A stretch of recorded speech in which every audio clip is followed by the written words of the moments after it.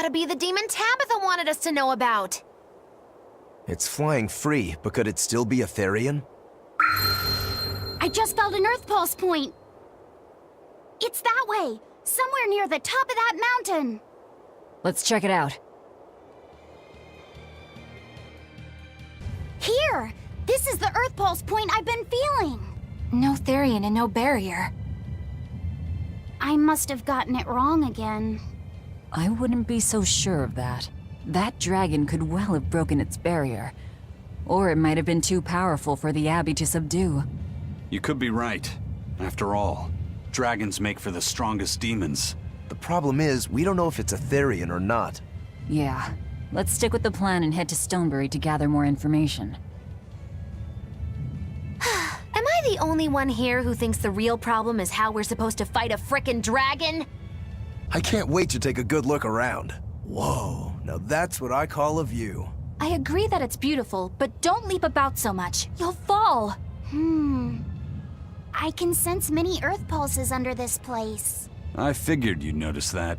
An intricate web of earth pulses crisscrosses the land under the Aldina Plains. Mountains like these would normally take tens of thousands of years to form, but these popped up in about a millennia. So the Earth pulses have affected the land? Exactly. Long ago, people wielded arts that allowed them to manipulate the earth pulses and control the very land itself. How could arts like that exist?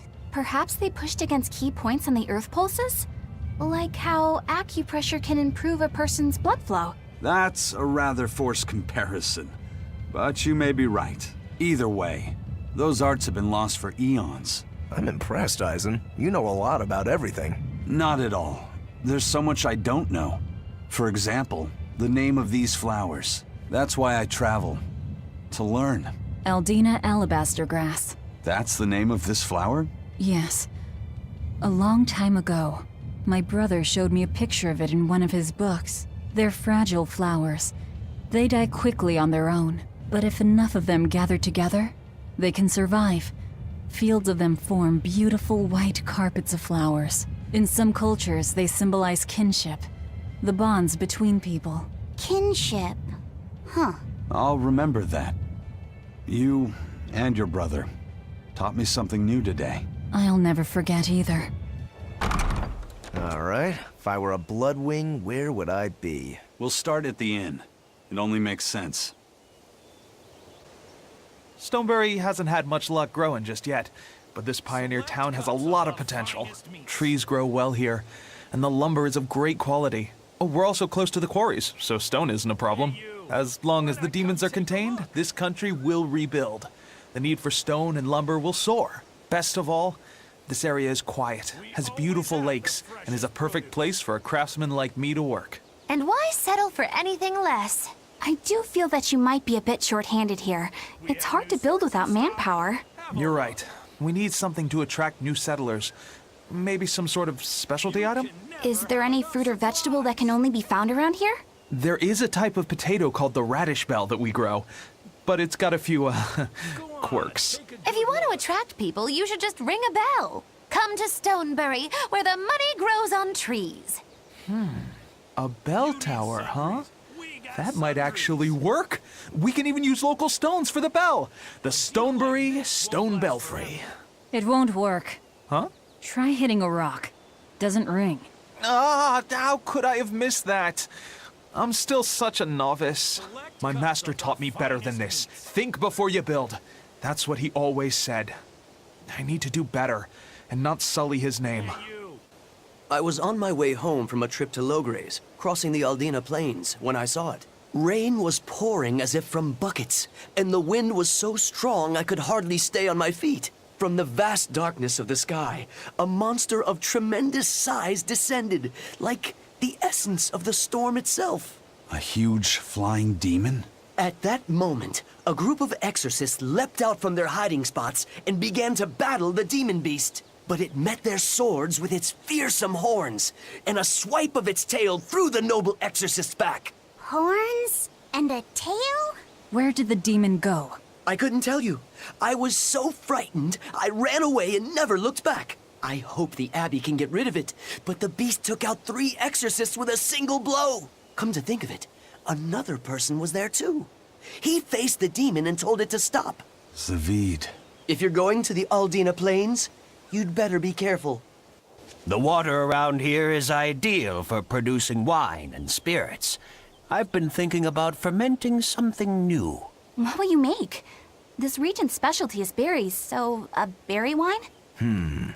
But the chilly air and level of humidity here should be just right for making an amber draft, don't you think? Considering the geography around here, the water must contain a high mineral content. If you use it to make a rice wine, the taste will be unique. I've considered all those options, but I must create something that can surpass my greatest rival, Sleeping Princess. But that's nearly impossible to make. Exactly. Not an easy task, to say the least. Sleeping Princess is made by filling an emerald cask with water from an enchanted mountain spring and sitting it in direct sunlight for 7 years. The water's magic causes it to change color each year. When it reaches the same deep green hue of the cask, it's ready. Solar fermenting, huh? It won't be easy to surpass a marvel of the winemaking world like Sleeping Princess. True, but I've finally found it. The ultimate stone. A gemstone? Will you make a cask from it? That would just make it an imitation. No, what I found can only be called a natural rock filter. You're filtering wine with a rock? Deep in the heart of these mountains, I found a stone that absorbs liquids. I tried using it to filter a berry wine. The taste of it was unbelievably crisp and bright. It preserved the luscious richness of the berries, while adding a clarity that left me breathless. I call it Pure Land wine. There is no better. May I have a taste? My apologies, but it took me 10 years to make a single thimbleful. I drank that thimbleful for my tasting. It'll be about 50 years before I can make a decent batch. I doubt I'll see a full bottle in my lifetime. 50 years, huh? Meet you back here then? I've never been so glad not to be human. Raspberries, strawberries, blueberries. They all grow in abundance around Stonebury. We even have a fairy tale about it. One day the ground was covered with so many fallen berries, they all became stones. Stoneberries. Is that how the town got its name? The spelling has changed some, but yes. Berries are an important part of this village. We harvest local berries to make jams, pastries, gels, and all sorts of sweets. Berry-flavored gels! I've never had one. We've exported our jam and fruit for a while now, but our raspberry gels are still being perfected. Aw, rats. Are the vegetables growing in that field special too? I don't think I've ever seen anything like them before. You've got sharp eyes. But that's right. They're a rare species of wild potato. They're red and they're called radish bells. We discovered them in the mountains nearby. Sadly, the potatoes are actually highly poisonous. Really? But they look so good. They do. But the skin and the sprouts are toxic. If you aren't careful when removing them, it's Poisonville for you. Deadly poison aside, they're sweet, fluffy, and go great with butter. And when they're fried nice and crispy, they're the best. So just skin them and sell them. What's the problem? Yes, we've thought of that, but the way they are now, you have to peel off quite a bit before you get to the edible part. Peel one as big as your fist, and all you get for your trouble is a bit of meat the size of an egg yolk. That's why we're selectively breeding them. One day, they'll have only a thin layer of poisonous skin. Why not breed them to get rid of the poison altogether? With no poison, bugs will eat them, and they'll be more vulnerable to cold and heat. With potatoes, as with people, getting rid of everything harmful isn't always for the best.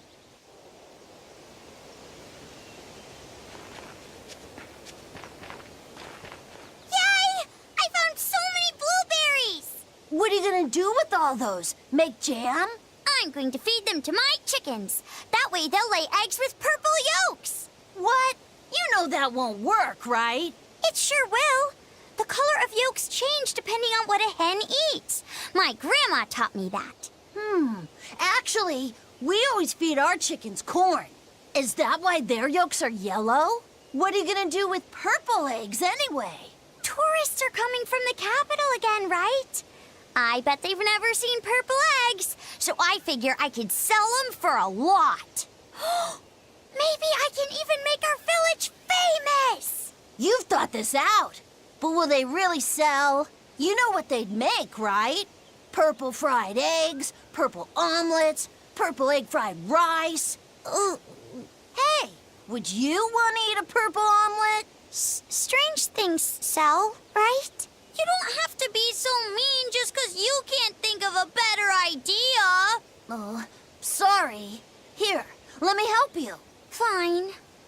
Go catch a whole barrel full of jewel beetles. If we feed them to my chickens, we'll get eggs with yolks like shining jewels. I really wouldn't want to be your chickens, but... okay. What a carefree village. But you know, this is what really makes humanity amazing to me. Attempting the impossible.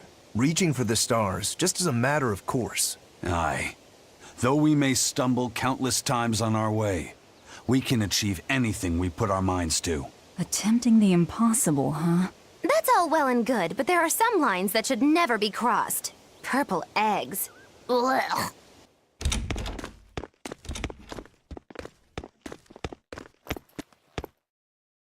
Savid. Well, hello, sailor.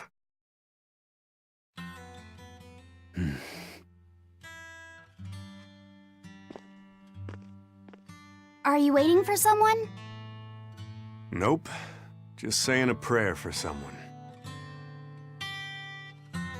Someone? Let's go. Clearly there aren't any bloodwings here. You're just going to leave? I'm right here.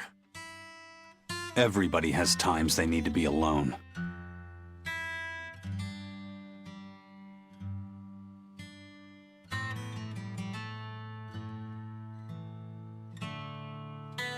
Fee. Right. Coming.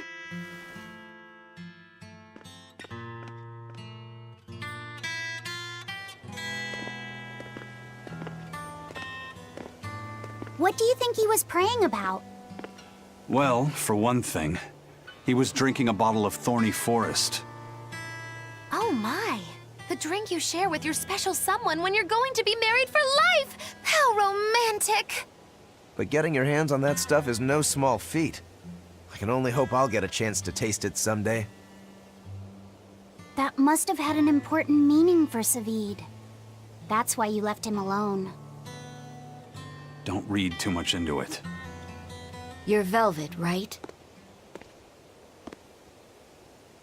Ah, you must be the one who's seen the demon we're after. We saw a big snake-looking dragon fly over on the way here. Is that what you saw too? Yes, that's the one. It nests at the top of the mountain in Aldina Plains. We went to look ourselves. No dragon. It only returns to its nest on rainy days. Rainy days, you say?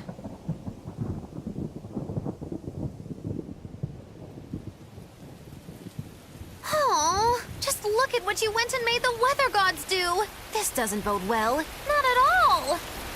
Thanks. We'll give it another shot.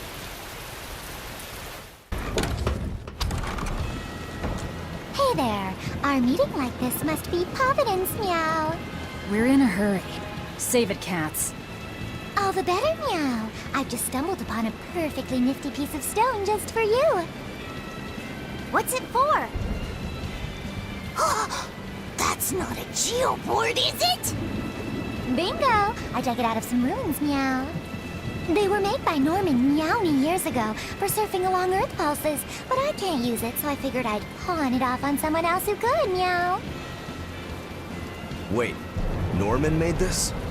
That doesn't exactly inspire confidence. Don't be so mean. We're capable of exceptional things. Sometimes. When a Norman speaks their own name, the board springs to life and whisks its masters away at top speed. They'll even plow right through weak demons. You can say it's our masterwork, even if we sorta stumbled on it by accident. Huh. Well, then I apologize. So we can ride this as long as we have Bienfu with us, right?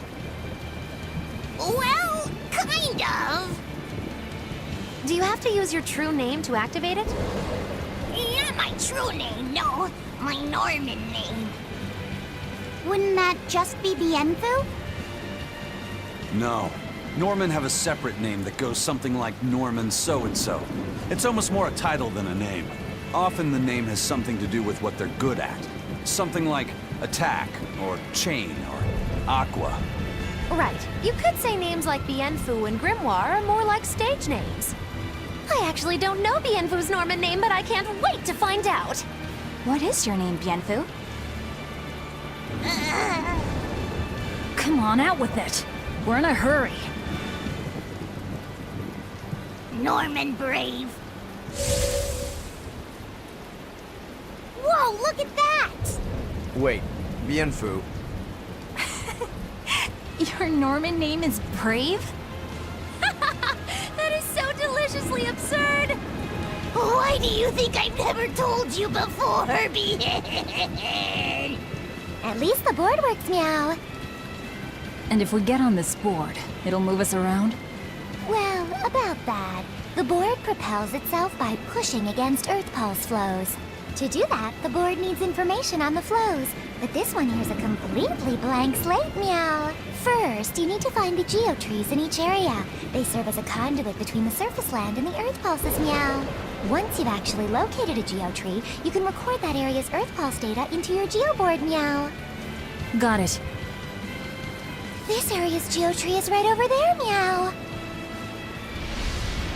All right then. So long as we find more geotrees, we'll be able to use the geoboard to travel much more quickly.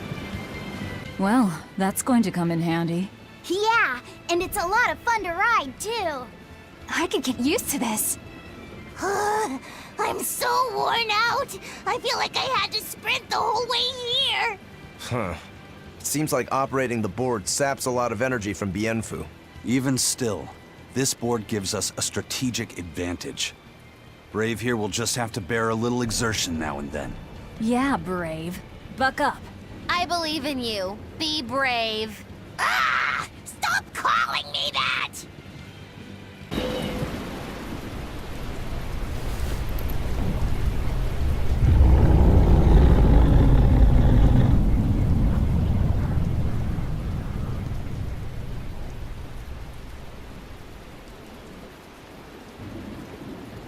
It looks so deadly. And just check out how much malevolence it's putting out. Which means it's not Etherian. Let's retreat. We've got no reason to pick a fight with something we can't handle. I do. Oh, you're up for it? What? What are you doing? She's right. Fighting this creature is a good way to end up dead. Oh, sorry.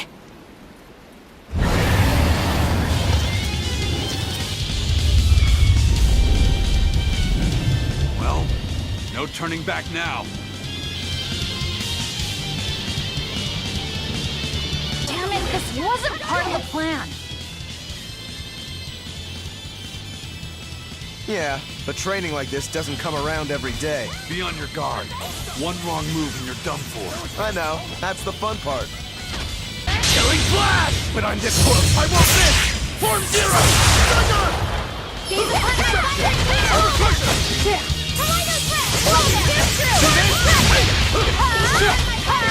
See this?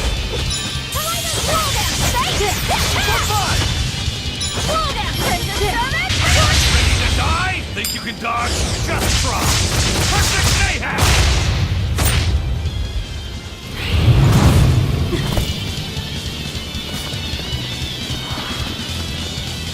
Yep.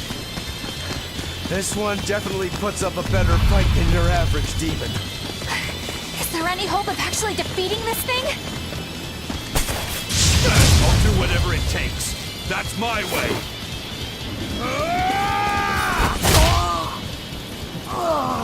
Zabine! Yeah. See, you're out for blood, as usual. You knew, didn't you, Eisen?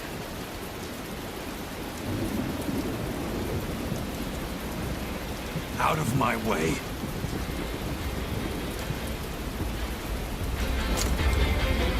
What? Are you protecting the dragon? She's not a dragon! Huh? Back off, or I'll make you back off.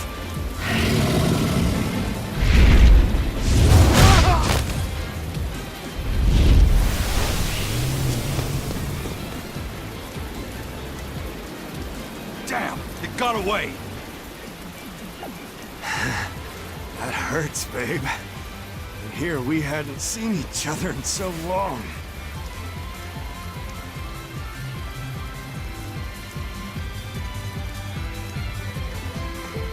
Hold it. Is that dragon someone you knew? I told you, she's not a dragon.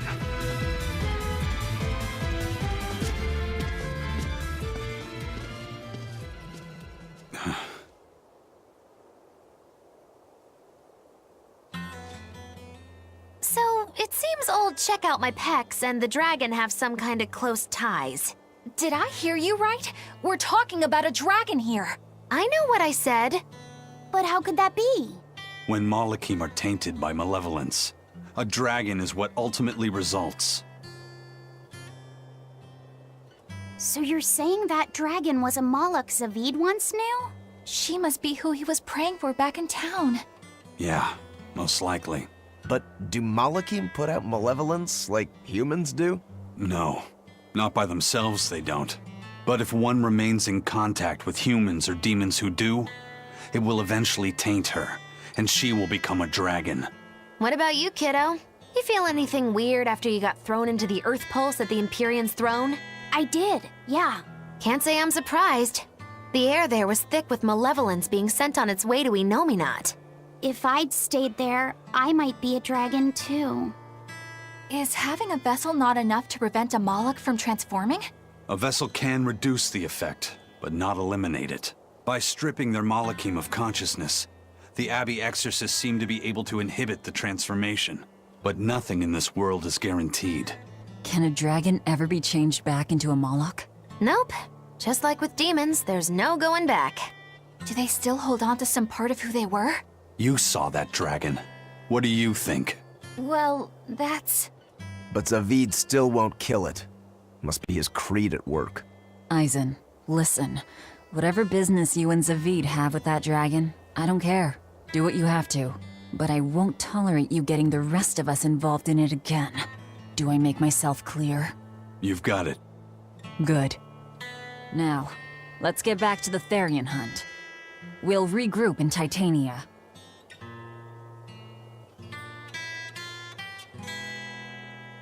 If what Eisen said is true, then could I wind up as a dragon someday?